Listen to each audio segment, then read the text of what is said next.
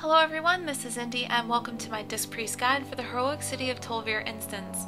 It should go without saying that in any heroic, the more CC you have, the easier it's going to be on your healing.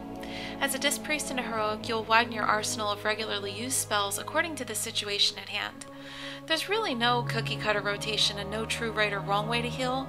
As long as your party members are surviving the avoidable damage and you're not going out of mana, it's safe to say you're doing your job. General Husam's the first boss in this instance, and let's begin by going over his abilities. Throughout the entire fight, Husam will drop mystic traps on the ground. These look like yellow orbs and take about 2 to 3 seconds to arm themselves, indicated by their core becoming brighter yellow, as you can see to my left right here.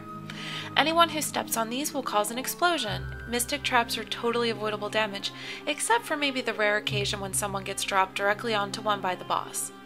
Periodically, you're going to see the traps glow with yellow circles on the ground, and this is the Detonate Traps ability. You can easily avoid this damage by simply moving away from the ground effects. Shockwave is another easily avoidable damage spell. When you see the ground crumble with an X-shaped pattern outward from the boss, simply move into the clear area and avoid the ground spikes that are soon to follow. Finally, he'll cast Bad Intentions, charging a random player, and Hammer Fist that deals 75% instant weapon damage. Both of these abilities are just going to have to be healed through. Now let's talk about disc healing this fight. Let's face it, your party members, including yourself, will not always avoid the avoidable damage. Sometimes RNG gets you or one of your compadres pinned in a bad situation. That said, this is a fairly straightforward fight to heal. Keep Prayer of Mending up and bubble both the tank and Husam's Bad Intentions target. If you see your party taking significant damage across the board, cast a Prayer of Healing or two. I personally like to save my inner focus for this very reason, using Prayer of Healing and Binding Heals. You may not find a lot of opportunity to smite heal here. As with any high movement fight that calls for more AoE heals than usual, just try to stack up evangelism at opportune moments by smiting the boss, which will also provide atonement healing to your melee. You may want to keep a 5 stack of evangelism and save Archangel for use in a pinch, or you could just use it whenever it's up, if you don't mind restacking evangelism. Other than that, I default to my heal spell for mana efficiency. When need be, I'll throw greater heals, but as you can see by observing my mana bar, I do reserve quite a lot by primarily using heal. Flash heals are for emergencies only. If someone takes a big hit and you truly feel they need the faster, more hard-hitting heal, use this spell, but sparingly. We'll be touching base on penance and other spells in the next boss fight.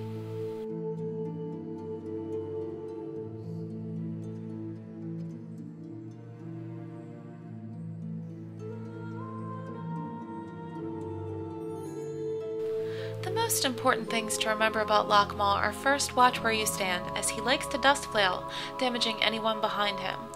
Look out for Augh. He'll come out to say hello periodically, but he'll whirlwind players around him. Ranged DPS can hit him a few times to shoo him away.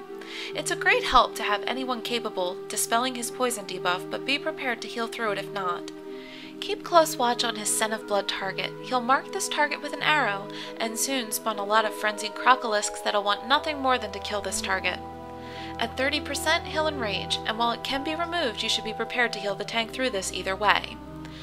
The basics to disc heals on this fight are to again keep Prayer of Mending up, shield your tank, and always be prepared to shield the Scent of Blood target. I'll also reserve pain suppression for use on this target as needed. Power Word Barrier can also be used when your Scent of Blood target is in melee and a lot of damage is being taken in a very confined area.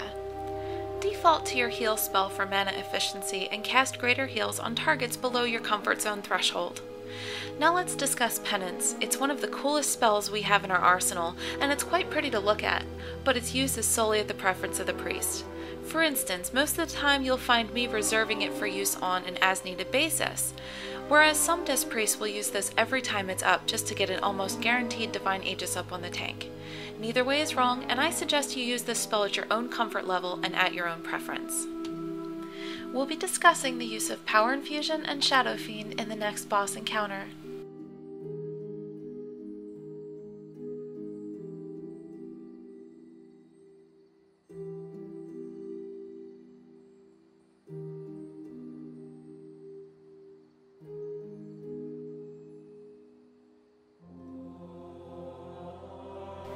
After defeating Lockmaw, back up, heal everyone back to full, and drink for mana. You can also res and rebuff as needed. Augh won't aggro until your tank runs back in. This is a very simple fight, and is still considered part of the Lockmaw encounter as the loot table does fall from Augh. Avoid his whirlwind by having your tank kite him. His poison debuff should also be cleansed if and when possible. His Dragon's Breath will temporarily disorient your tank and cause Augh to go after another party member for 3 seconds. This usually isn't a big deal as he doesn't hit that hard. He will also Frenzy, so save your cooldowns as needed for this time. As always, default to your heal and greater heal when needed for mana efficiency. Keep Power Word Shield up on the tank and make sure Prayer of Mending is always up. The good news about this fight is that it is shorter lived, so if you want to be more indulgent with your choice of spells, this is the fight to do it in. I'll also note here that while we can dispel the Dragon's Breath debuff, it's usually just easier to keep on healing as it is a very short duration. When you have a melee heavy group, you may want to have shields up on all melee as well, just in case. Other than that, Augh is a very simple and straightforward fight to heal.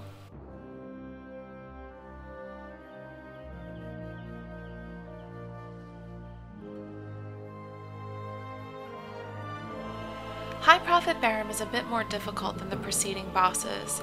His abilities are Blaze of the Heavens, which summons a Phoenix ad that should get nuked by ranged and kited to safely drop the fire away from your group. His 50 Lashings ability increases his melee damage for 10 swings. As the healer, you should be on the lookout for this and pre-shield your tank and heal appropriately. Cure the Plague of Ages disease, as it will spread if left unattended. Heaven's Fury can be avoided and is easy to spot as its graphic is a gigantic pillar of light spawning on a random player. This should be avoided as standing in it will likely kill the target. You could spam flash someone through this, but my advice is to let them die to it because again, our job isn't to heal up all the stupid damage.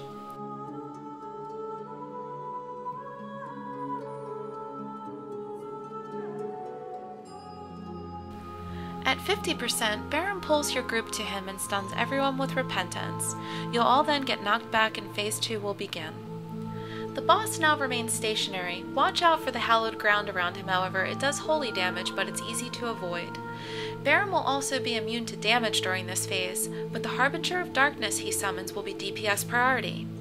This Dark Phoenix will soul sever random players, causing them to spawn a soul fragment that will buff the Harbinger in less DPS down before it reaches him.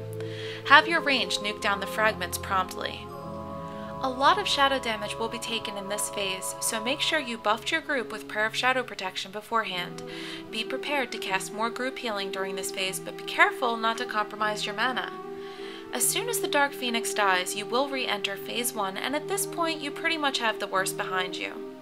Disc healing this fight is a bit more skewed than others. You'll have a lot of variable damage, especially during the Shadow phase.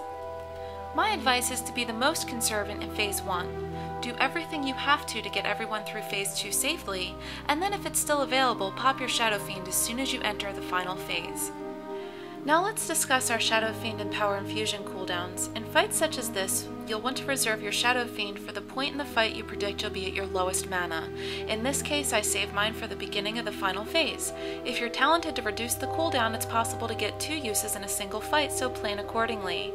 I use Power Infusion differently in every fight. Sometimes I keep it reserved as needed, and sometimes I'll burn it on myself every time it's up. If you have a rather uneventful fight and you're doing a lot of smite healing, this is a great cooldown to keep using on yourself. Please note, however, this does not stack with any Bloodlust type of buff.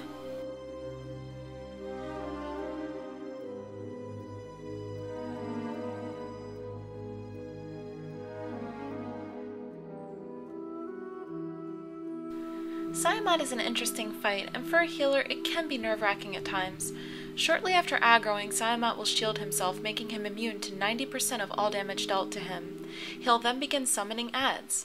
We let our highest range DPS aggro the boss since the first hit will be taken unshielded. The minions' chain lightnings should be interrupted, but if not, be prepared to heal through the group-wide damage. After the third servant ad is spawned and killed, Siamat's shield goes down and Phase 2 begins. To cut down on damage, you could have DPS kill minions rather than let them deteriorate over time. You can also make sure chain lightnings get interrupted. In addition, the servants can be killed away from the group to avoid the lightning charge debuff. Should too many people get this stack debuff, it will be increasingly hard to keep them alive, so unless you're going for the achievement, it's best to only have the tank endure it. Storm bolts are easy to heal through and will happen throughout the entire fight. Try to have everyone as high in hit points as possible preceding Phase 2. As Phase 2 begins, Siamat casts Wailing Winds, throwing everyone around and dealing damage to them. Avoid the edges of the platform. Sometimes people can get knocked off, but a healer overboard is bad news. Ads may continue to spawn, but you should be focused solely on the boss. Siamat may periodically absorb storms to grant himself a passive AoE. During the first phase of this fight, healing should be fairly straightforward. Keep up Prayer of Mending, shield as needed, and use Prayer of Healing as needed for group-wide damage. You can still smite the boss or the ads to stack Evangelism should your group be sufficient in health. Phase 2 is when you'll see a lot more hard-hitting AoE damage. If you've been conserving on mana, you may find yourself casting a lot more Prayer of Healings.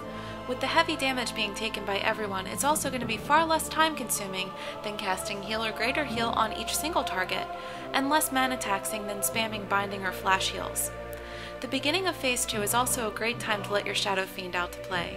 Power Word Barrier is also not a bad idea here, though your group could be quite scattered depending on the makeup.